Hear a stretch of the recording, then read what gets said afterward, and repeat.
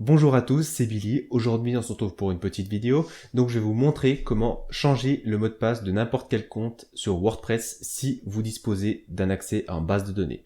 Donc, ce qu'on va faire, c'est qu'on va tout d'abord se connecter sur localhost phpMyAdmin. Donc, c'est si vous êtes sur un serveur en ligne sur OVH, ça va être l'adresse de votre site et directement un accès via OVH. Donc vous allez sur votre panneau de configuration et vous aurez un accès base de données phpMyAdmin, tout simplement. Donc une fois que vous serez dessus, vous allez aller dans la base de données de votre site et dans WP Users. Donc ici, vous allez retrouver absolument tous les utilisateurs de votre site. Le mot de passe, il se trouve ici. Vous allez me dire, ah, ça ressemble absolument pas du tout à un mot de passe. C'est normal parce que ce mot de passe est crypté. Il est haché. Donc ça veut dire que par exemple, le mot de passe actuel de mon site, c'est test. Donc là, il a été totalement modifié pour qu'il ne soit plus reconnaissable.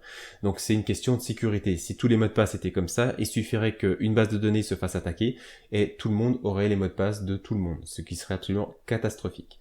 Donc ici, ce qu'on va faire, c'est qu'on va hacher le mot de passe que l'on souhaite changer. Donc par exemple, on va trouver sur Google un WordPress password hasher.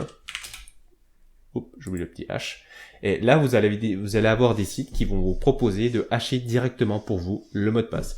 Donc, je ne sais plus quelle technique de hash WordPress utilise. À l'époque, c'était du MD5 qui est un hash totalement débile, qui n'était absolument pas protégé parce qu'on pouvait travailler ça dans les deux sens. Et aujourd'hui, par exemple, Laravel, je sais qu'il fonctionne avec du bcrypt.